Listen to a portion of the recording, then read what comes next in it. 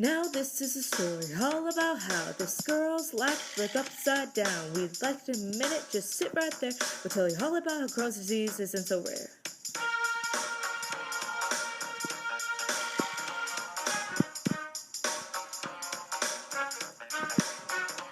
In eastern Nebraska, born and raised in the schools where she spent most of her days, chilling out, maxing, relaxing, all cool, and hanging with her friends outside the school. A couple of signs were up to no good, started making trouble in her livelihood. She got one little cramp and her mom got scared. She said, "You're going to the doc, so get prepared." Rolling into it, and Boys Town was near. Doc said, "You have Crohn's, so listen here." If anything, she'd say that this isn't fair, but she thought, "No, forget it, I'll say a quick prayer." They pulled up to the house about 7 or 8, and she yelled to her mom, "Yo, home, smell you later." Looked at the bathroom, she was finally there, sitting on a throne, the porcelain chair. So I have Crohn's disease. I was diagnosed with Crohn's in 8th grade. I struggled with constant abdominal pain for over a year, and especially noticed it when I was eating. I was underweight, pale, and tired all the time. I started to get sores in my mouth and rectum. It wasn't fun. I went to the doctor for biopsies, and they were stumped. Soon enough, I went in for an endoscopy and colonoscopy, and it was official. I was diagnosed with Crohn's disease. I hadn't heard of Crohn's disease. New and unheard concepts were hitting me. Medications were being thrown around, hospital visits, schools, friends, all of it came at once. I was just a middle schooler trying to fit in. I didn't want anybody to know that I had Crohn's disease and what this embarrassing disease was, and especially that I had it. I have learned that this is a disease that many people will not know what it is about, but after being empowered by an innovative health team, I fully know what Crohn's entails. No one knows the actual cause of Crohn's disease, but a combination of factors like diet, hygiene,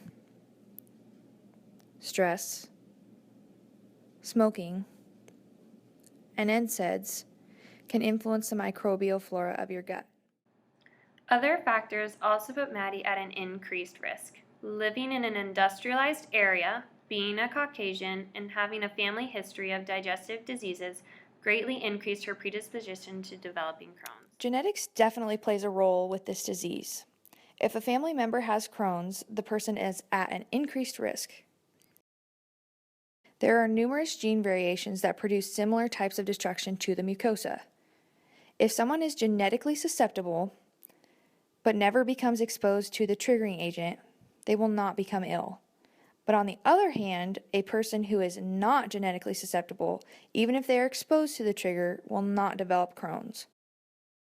So Crohn's disease is an autoimmune disease that involves an immune reaction to a person's gastrointestinal tract.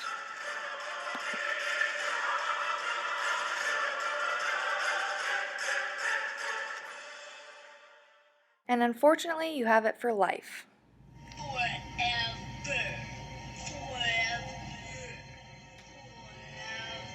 Plus, there's no cure. Alright, let's take a look at what's actually happening inside Maddie's bowels. So your immune system launches an attack inside the bowels, causing inflammation. This pattern of inflammation is unique to Crohn's. The diseased portions of bowel wall occur in skip lesions. So this means there are segments of normal undiseased bowel between portions of diseased bowel. The inflammation can occur anywhere from where the food goes in to where it comes out, and can involve all layers of the bowel wall. All of these issues manifest in the body as different symptoms. These symptoms include mouth sores, abdominal pain, blood and mucus in the stool, fatigue, anemia, fever, anorexia and weight loss, and when you gotta go, you gotta go.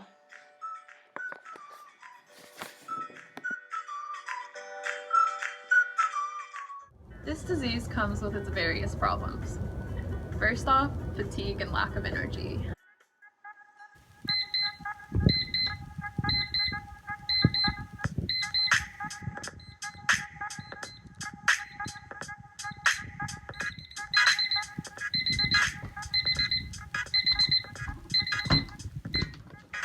Maddie, time for school.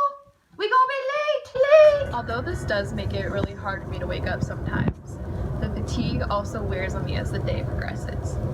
Some days are worse than others. It keeps me from doing the things that I want to do, such as family outings or hanging out with friends. Then stress is a whole nother ballgame. If I can't keep my stress under control, it can exacerbate the symptoms. Your GI tract is there to help your body absorb water, vitamins, minerals, and macronutrients, so this poses a problem if you can't get adequate nutrition, which is in fact our priority problem. With this issue, it is important to discuss the 5 different needs. According to Riley and Dibb, dietary therapy is established but underutilized and poorly misunderstood. Following a dietitian's intervention can greatly decrease the negative symptoms of Crohn's. They also suggest adding 600 kilocalories of extra nutritional supplements in order to compensate for the malabsorption.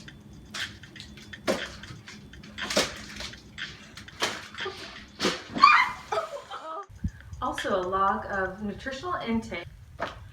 Seeing an overview of eating habits can greatly improve the symptoms of Crohn's. According to Rusi and other colleagues, nutritional deficiencies are common in IBD patients. Vitamin D supplements can also be used to both increase bone density and to reduce disease activity.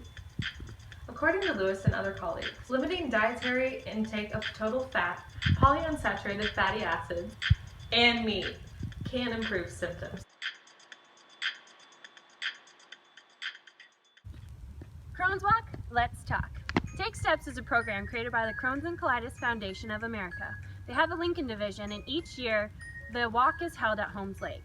As you can see, I've been there a couple times, and by a couple, I mean a lot. Because one of my friends was diagnosed with Crohn's when she was in high school. This step was a great way for her to feel empowered about raising money to find a cure, and she was able to share what Crohn's was in an easier way with us.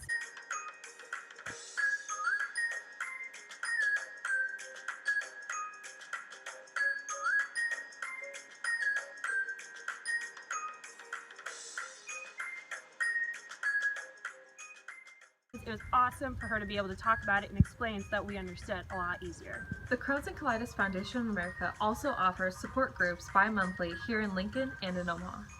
A program they have is called The Power of Two, which supports both the patients and supporting family. They match the volunteers' similar experiences to the patients with Crohn's. One of my favorite support groups that CCFA provides is Camp Oasis. This is a camp for kids who are 7 years old all the way up to seniors entering high school. I went to camp in California and Minnesota for 2 years as a camper, and this past summer I had the privilege to be a cabin counselor.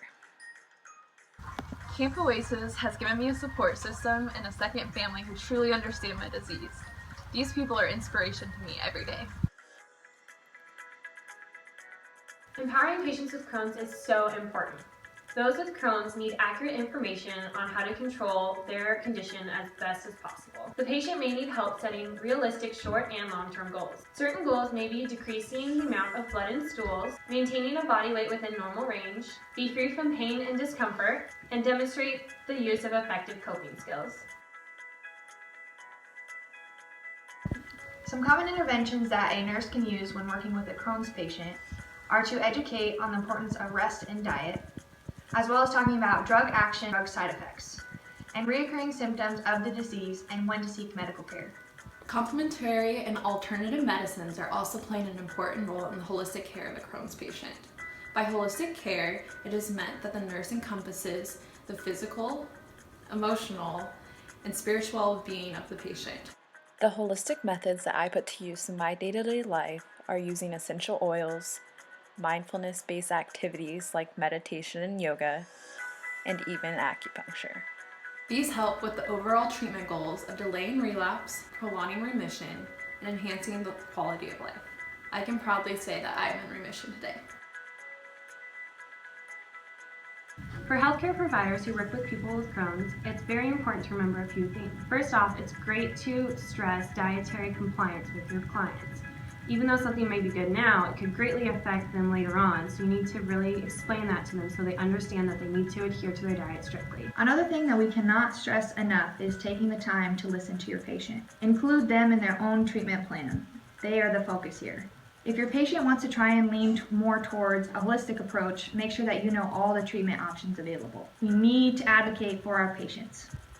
It is critical to manage stress and coping skills to the patient so symptoms do not exacerbate. Things like getting plenty of sleep, keeping a journal, yoga, meditation, and guided imagery can all be helpful with a patient with Crohn's.